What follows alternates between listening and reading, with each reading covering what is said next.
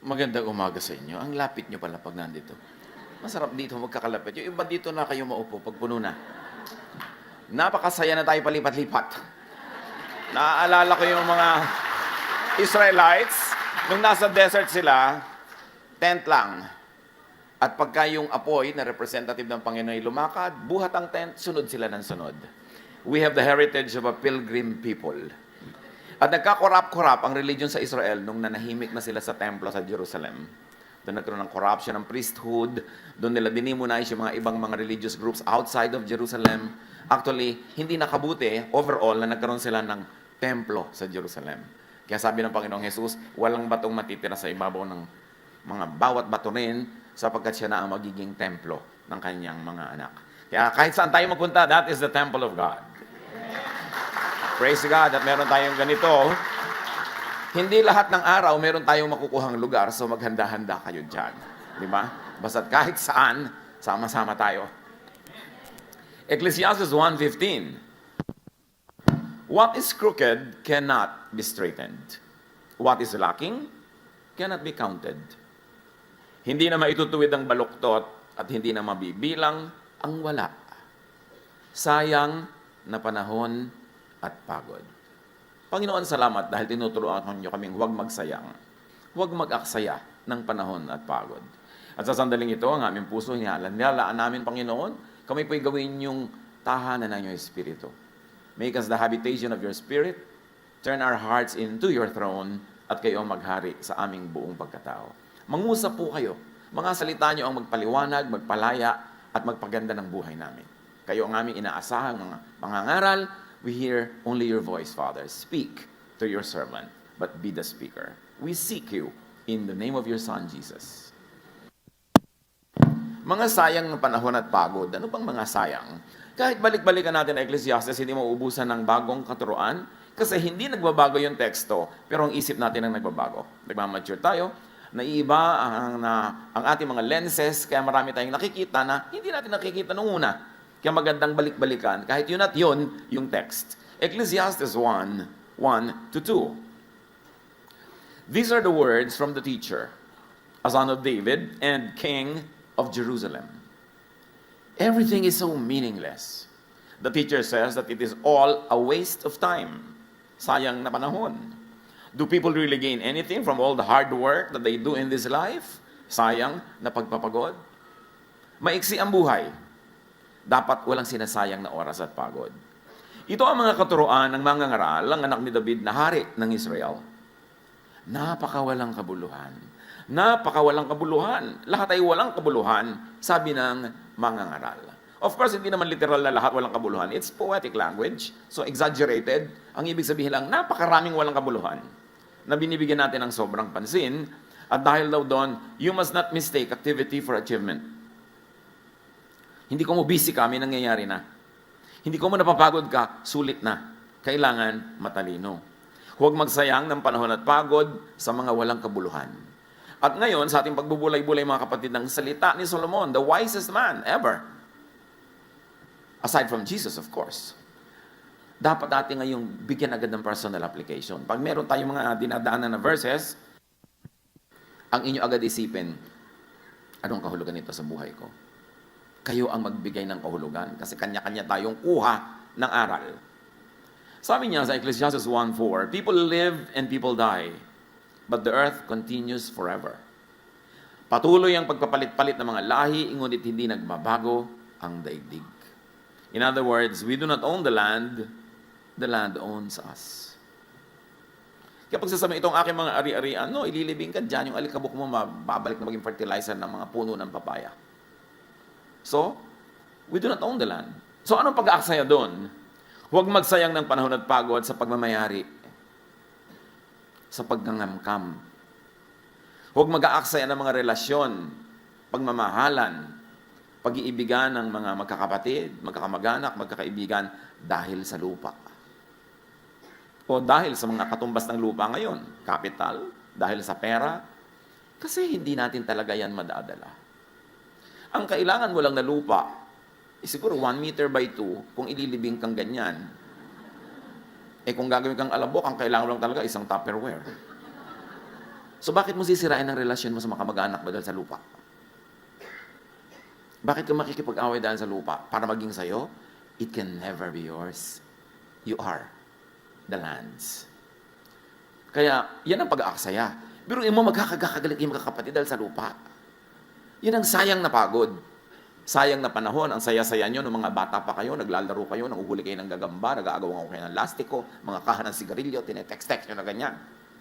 Pagkatapos, nagkaroon kayo ng asawa na susul-sul-sul sa inyo, mag-aaway-away kayong magkakapatid, sayang. Sayang ang panahon pinagsamahan. Dapat hindi sasayangin. Ecclesiastes 1:5-7. Ang araw ay patuloy sa pagsikat at patuloy sa paglubog. Pabalik-balik lang sa pinanggalingan. Ang hangin ay umiihi patungong timog, patungong hilaga, buong araw na paikot-ikot. Lahat ng tubig ay umuwi sa dagat, ngunit hindi ito napupuno. Ang tubig ay bumabalik sa batis na pinagmulan upang baling umagos patungong karagatan. Everything is in cycles. Paulit-ulit lang. People enter the cycle at some point and exit at some point. Para bang sumasakay tayo sa Ferris wheel? At kung umabot kayo sa Ferris wheel, alam nyo na yon. Hindi na yata alam ng mga bata ngayon ng Ferris wheel. Unless yung malalaking, sobrang lalaki. Umiikot yan, sasakay ka, bababa ka kung saan ka rin sumakay, at tuloy wala ka narating. Ang na-achieve mo, nahilo ka. May nakita pa ako nun sa Pasay na lagot yung mga kuryente, na kuryente ang buong Ferris wheel, talo na ng mga laman. Ang tanong, ba't ka sakay ng sakay sa Ferris wheel? Nahuhumpak yung tiyan mo pagpababa. At magbabayad ka pa. Alam niyo ba maraming tao ang buhay nila parang sumasakay sa Ferris wheel? Ikot ng ikot, wala naman nararating. Nag ng nag, wala naman na-achieve. Yun at yun din. Kaya sayang. Pero kung sasakay ka rin lang, make the most of your segment. Hindi lahat ng sumasakay sa Ferris wheel bumababa where they come from. Yung iba bumababa na dito sa gitna, nahuhulog na sila. Like you don't always complete 60, 70, 80 years of life. Merong 10 lang, bababa na, may 15. So kung ano man ang na-assign sa'yo na haba, sulitin mo yun. Ibig sabihin, huwag ka magsasayang ng pagod at oras sa mga walang katuturang bagay. Sayang yung segment mo. Sayang yung ride. So every segment should count. Huwag magsayang ng panahon at paikot-ikot lamang na walang nararating. Sa buhay natin kumisang, ganun din tayo eh. Paikot-ikot, papalit-palit. Pero yun at yun din lang. Kayo na mag-interpret kung ano yun sa inyong mga buhay. Kasi kanya-kanya yan ang kahulugan sa ating mga buhay. Ecclesiastes 1:8, words cannot fully explain things, but people continue speaking. Words come again and again to our ears, but our ears don't become full, and our eyes don't become full of what we see. So Solomon observes, we are never full. Kaya huwag na lang magsayang ng pagod at panahon sa pagpupuno ng hindi naman talaga mapupuno. Yung mahilig sa sapatos, kahit sandamukal na sapatos na yan, hindi pa rin kayo mapupuno. So tama na yung 5. Yung mahilig sa bag, kahit na mabili nyo ang lahat ng bag sa mundo, hindi pa rin kayo sasaya kasi yun ang hilig nyo eh. So tama na yung konti. Mami, bakit wala na po ito? Ay, maulam ko di malap daw na miswa. Bumili ako ng Birkin, anak. So mga 5 taon tayo magmimiswa. Kung minsan you sacrifice so much for something that's not really worth it. Bakit sinasabi ni Solomon? Kasi bulag tayo sa mga bagay na gusto natin. Kung anong hilig mo, bulag ka dyan. Kaya dapat tapunan ng liwanag ng wisdom ni Solomon, sabing, sayang ang lahat ng ginagawa mo. Sayang ang binibili mo. Lalo pa nga't kung malaki ang ibinabayad mo dyan. In terms of money, in terms of human relations, in terms of emotion, sayang. Because we are never really full anyway, so makontento ka nang hindi full. Yung mga naghahanap ng pag-ibig, to fill them, to complete them, wala nun. Hanggang tumanda ka na lang gumagapang patungong libingan, naghahanap ka pa rin ng ko-complete sa'yo. So kung ano ka na yan, magsaya ka na. Huwag mo nang hanapin pa lahat ng kulang, enjoyin mo na yan kahit kulang. Para hindi masayang ang oras mo kahahanap, kako-collect. Ecclesiastes 1:9-10. Ang naganap nun, ay nangyayari rin ngayon. Ang mga nagawa nun ay magagawa rin ngayon. Walang bagong pangyayari sa mundong ito. Ang sabi ng iba, hali kayo, ito'y bago.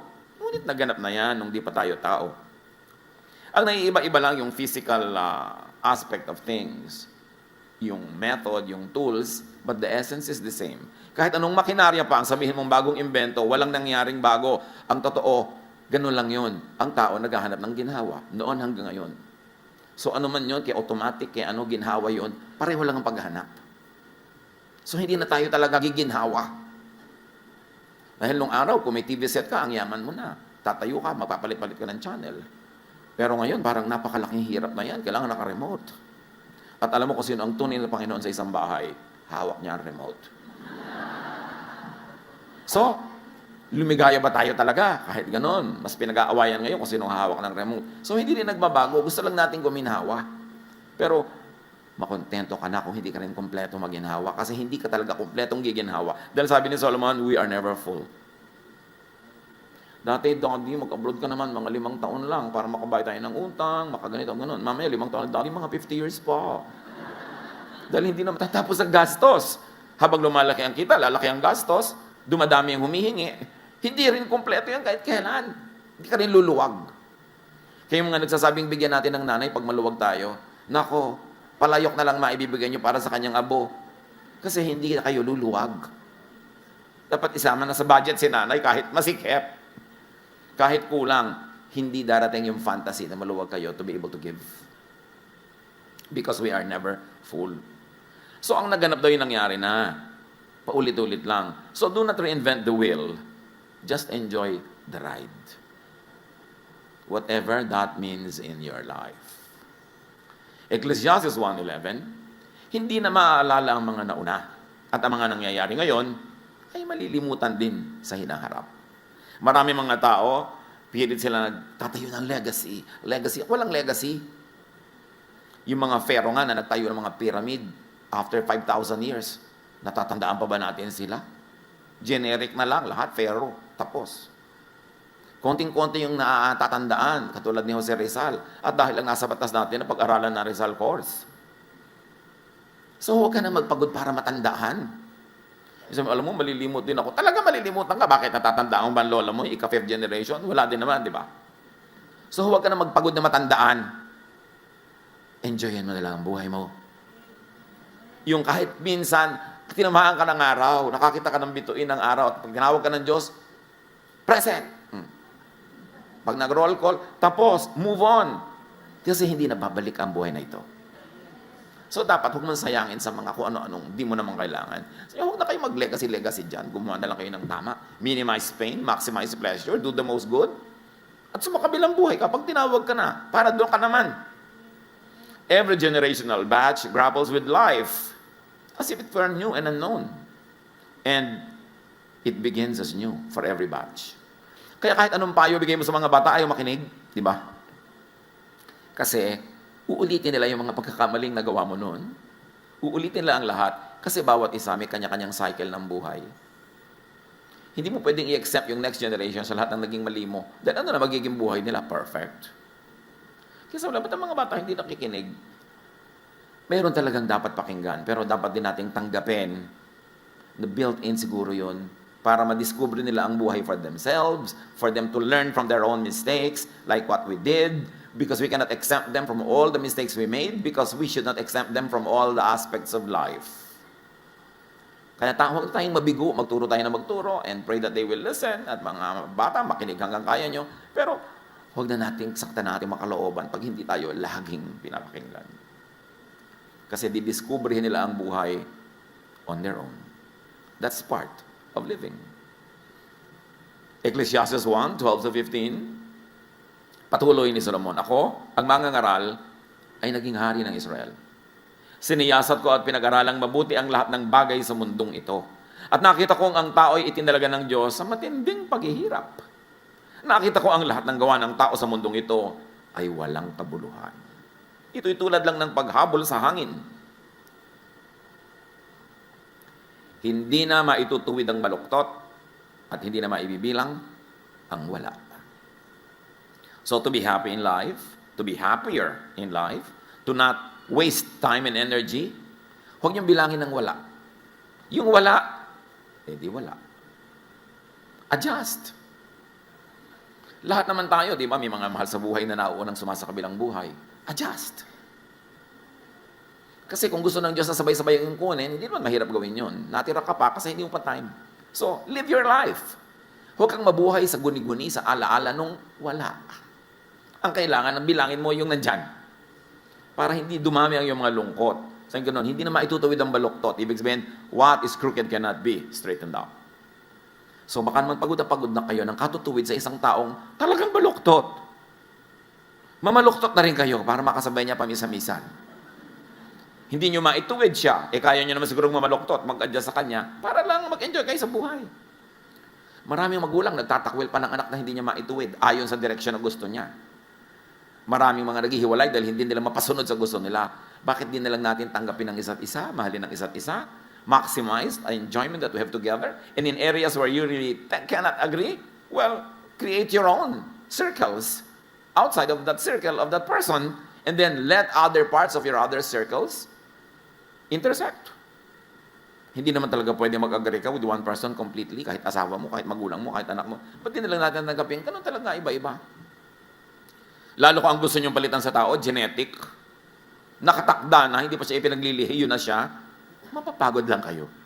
So sabi niya, hindi na maitutuwid ang baluktot. Huwag ka na magpagod. At hindi na mabibilang ang wala. Because we who have found it, who have found spirituality, always like to convert everybody to our point of view. And sometimes to our very narrow and limited points of view. Kaya tuloy nagiging mahirap tayong kasama, mahirap tayong pakisamahan, lalo pag kumikitid ang ating utak dahil sa mga theology. Kailangan lawakan mo ang iyong utak. Kahit saan ka pumukol, tatama ka sa Diyos kasi punong-puno ng Diyos ang buong creation. Hindi ka magmimintis. Pag hinahanap mo ang Diyos, makikita mo siya. Kahit sa iba-ibang kulay, iba-ibang paraan. Kasi punong-puno ng Diyos ang buong sangnilikha. So many things are not worth doing. And according to Solomon, the wise will not waste precious time on things that are not worth doing or that cannot be done anyway. Huwag na kayong magpagod na ituwid ang baluktot. Maximize na lang yung inyong love, yung inyong enjoyment sa buhay. And like change the unchangeable, that is an undoable quest. Like change people. Lagi na lang, Lord, i-change mo po ang husband ko. Lord, i-change mo po ang anak ko. Ano, buong universe, papalitan ng Diyos para mag-suit sa taste mo? Ba't di mo na lang sabihin at nasubukan mo, Lord, i-change nyo nga po ako. Ma-appreciate ko yung nanay ko. I-change nyo nga po ako. O kaya, let's work on this together, Lord. Mas madali namang ako ang ilapit ko sa inyo na baguhin nyo kaysa ilapit ko ang buong barangay na baguhin nyo sila para masyahan ako sa kanila. Di ba, sayang ang pagod mo nun? Magpo-frustrate ka.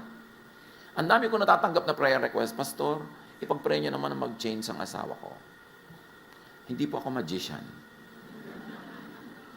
At ang Diyos hindi rin nagmamagic. Ang mahalaga, as is where is, mahalin nyo, and continue to do what you can para maging mas positive ang inyong samahan. At kung maaari, at sa palagay nyo talaga, tama na mag-change, edi give all the reasons para mag-change. Pero kung hindi pa rin nag-change, huwag nyong ituwid ang baluktot. Mamamatay lang kayong bigo. Maghihiwa-hiwalay lang kayo ng lahat ng taong mahalaga sa inyong buhay. Yun ang importante yung tinuturo ni Jesus yung acceptance and love of people and for people.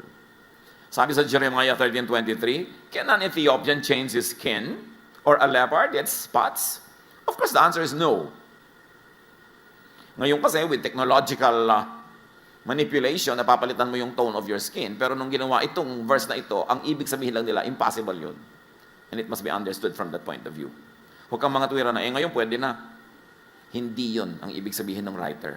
Ang ibig sabihin ng writer, what cannot be changed, you should not even endeavor to change. Ecclesiastes 1:16-18, sabi ko sa akin sarili, ang karunungan ko'y higit sa sinundan kong mga hari sa Jerusalem.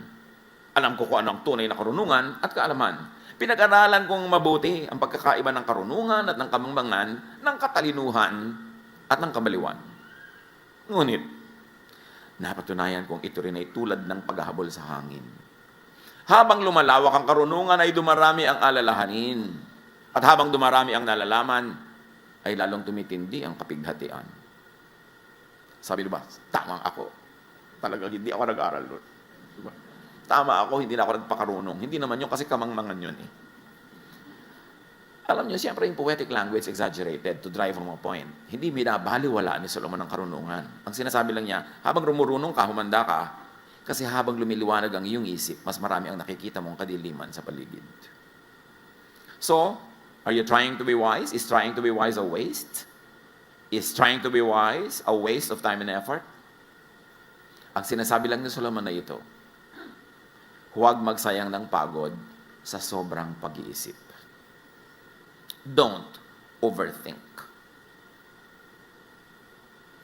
Yung may nakita ka lang na kung anong clue, nabuo na ang buong kasaysayan sa isip mo na may kulasisi ang asawa mo, ibinabahay niya ganitong budget buwan-buwan, mas malaki ang refrigerator kaysa sa'yo. Dahil lang sa kaprasong guni-guni. Pero maraming guni-guni ng misis, totoo. Binigyan yata ang mga misis ng special gift ng Diyos, na may antena. Pero hindi lahat ng nare-receive doon ay tama. Don't overthink. Ang anak mo wala pa sa bahay, wala ka naman magagawa talaga, hindi mo alam kung nasaan, matulog ka na. Kasi mag-overthink ka, wala rin naman mangyayari. Worry ka ng worry. Don't worry about something you cannot change. Ipas sa Diyos at itulog. Huwag mag-worry sa mga hindi mababago. Kumisan meron tayong mga karamdaman na talagang parang napaka lala, just have quality of life. Enjoy whatever is left, and when you have to go, go. Do not struggle with it too much. Kasi, pag hindi mo yan tinanggap, lalo lang humahapdi, lalo lang humihirap. Mangyayari din naman. Lagi na lang, sasabihin mo, what can I salvage from this situation? How can I make this thing better at the moment, given my limits and given the potentials that I have in my hands? So, huwag magpagod sa sobrang pag-iisip. Lalo, Pastor, ano po kaya kakagunaw ng mundo? Yelo, tubig, apoy?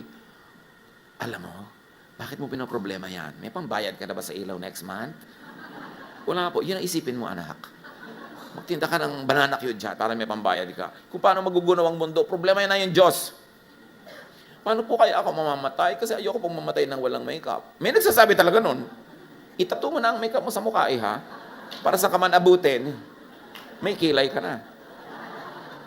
Mga bagay na hindi kailangan. Magpapakasal, Pastor, magiging tapat po kaya sa akin ito buong buhay. 1 week siguro, baka pwede kong sabihin, pero beyond that, malay ko ba? Malay natin sa buhay. So, yun yung problemahin. Itong ibig ko sabihin mga kapatid na kayo ang mag-apply sa buhay nyo ng mga messages na ito. Kasi kayo lang ang may ganong kaliwanagan to connect the dots. Manuri, makiramdam, ano-ano ang pagsasayang nyo ng panahon at pagod na hindi naman dapat. Panginoon, turuan niyo po kami na i-apply ang karunungan ni Solomon sa pang-araw-araw naming buhay. Kayo ang magbigay sa amin ng liwanag ng pag-iisip para makapamili kami kung anong bibigyan ng panahon at pagod at kung ano yung isa sa isang tabi. Pagbalay-bulayin natin mga kapatid, huwag niyong madaliin, pag-isipan, and listen to the voice of the Spirit that is now guiding you to make very practical applications in your own private life. Love to you, mga pamangkin. Dito tayo mag-aral ng salita ng Diyos. Dito tayo mag-aral ng mga practical na bagay, magdalanginan para sa isa't isa, makinig ng mga mensahe, at dito tayo magsasama-sama spiritually sa ating official Ed Lapis YouTube channel na ang address ay Sabi ni Kuya Ed. Remember, dito tayo ha, Sabi ni Kuya Ed, ang ating official YouTube channel.